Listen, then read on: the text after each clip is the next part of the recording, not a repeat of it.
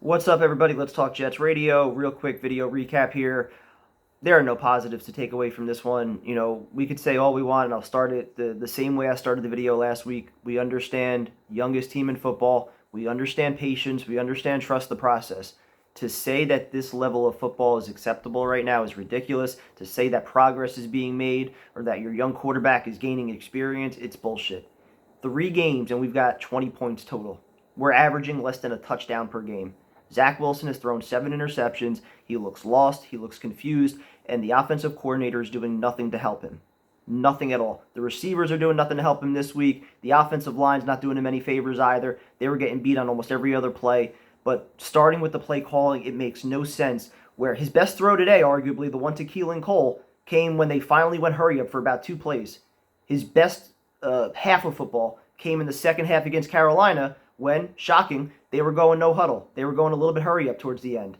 That was his best series. Took some hits, got up, made some throws. He was thinking less, getting the ball out quick. I can't understand how, and I know it's only 3 games in, but when you watched last week what took place, to not change up anything, to not have any new wrinkles, any trick plays, not get Jeff Smith involved, how do you not come up with something creative to try to take a little bit of the pressure off your quarterback? I know some plays were there. I know Corey Davis, 3 drops today. He's dropped the ball in every single game this year. You could point to the penalties, although, even on the delay of game, I don't know how LaFleur or Saleh or the time manager that they hired, how does nobody call a timeout before the delay of game on a 56-yard field goal, knowing that you're probably not going to kick it at 61, even though Amendola had an extra 10 yards on it? That made no sense at all. You got Justin Hardy, one of your captains, talking shit after a fair catch on a punt and gets flagged 15 yards. Up until the third quarter, you had more penalty yards than total yards in this game. To act like right now, and we've seen other quarterbacks with much less. We've had years with Stephen Hill as a starting receiver, Terrell Pryor as one of our starting receivers, Jermaine Kearse. We've had a lot of years with a lot of shitty receivers, and we managed to put up points. Josh McCown is our quarterback, led us to a 3-2 start when we had no roster. To act like this is acceptable right now, whether it's Wilson, LaFleur, Saleh, and Saleh's press conference at the end of the game, we were doing the stream, completely ridiculous. He was talking himself in circles. He had no idea what the hell he was saying. I don't know if he was just trying to dance around certain topics, not throw guys under the bus, but guess what? At some point, you got to put guys on notice. You have to. You can't always be this nice, friendly players coach, tell everybody that everything's fine. Great week of practice. We heard that about 5 fucking times again. It's ridiculous. Stop trying to sell people on this. Put guys on notice. This is not acceptable. This to try to sell the fans or even the locker room that, yeah, we're close. We got to trust our process, what we were doing in practice. No, you got to change something up. You got to change something up. This isn't good enough. To act like this was a well-coached team out there, no. To act like if you would have made that field goal, it was a 10-3 game, we would have been in it. No, you wouldn't have. And for all the praise that the defense is getting, which they deserve to some extent, they still have not been tested. And when they were at times, the secondary was still getting roasted today. We still barely had any pressure, minus the sacks from Quinnen Williams. So what do we really have here, honestly? Does anybody think that this defense going up against a top 10 quarterback or some legitimate wide receivers better than what the Broncos have, that we're making plays, that we're making stops? No.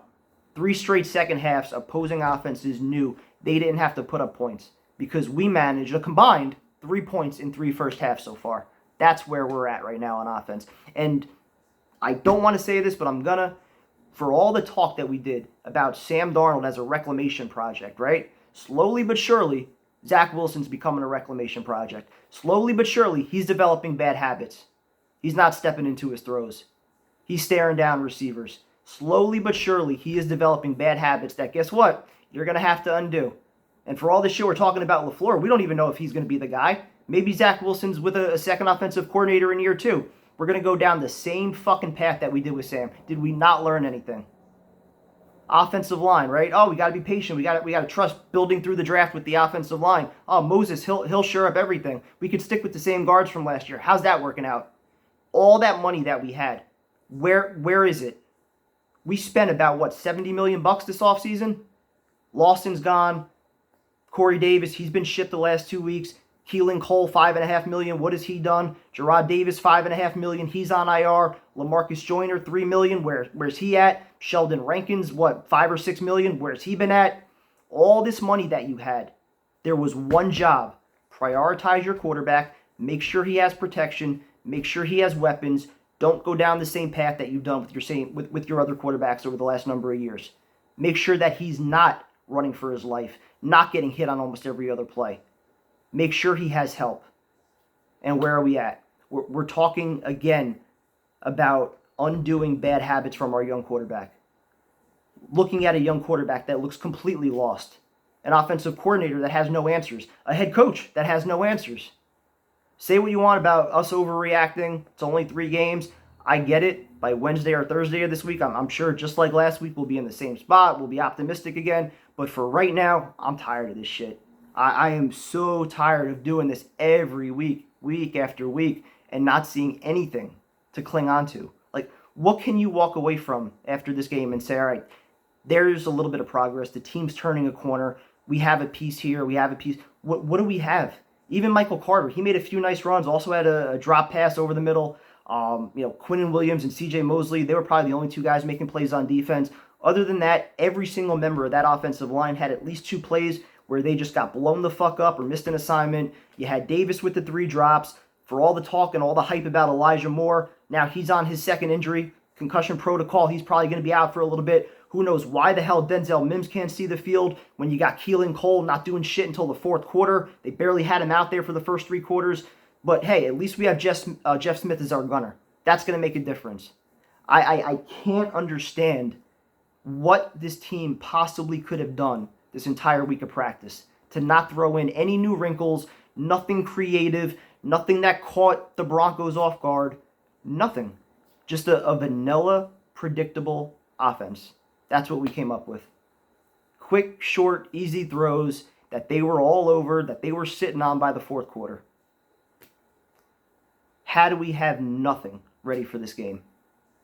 And it's got to be talked about. You don't have a veteran quarterback, a veteran backup quarterback that Wilson could talk to coming off the bench. Conversations with Mike White, I can only imagine what that's like. This is ridiculous. Talk to you guys later.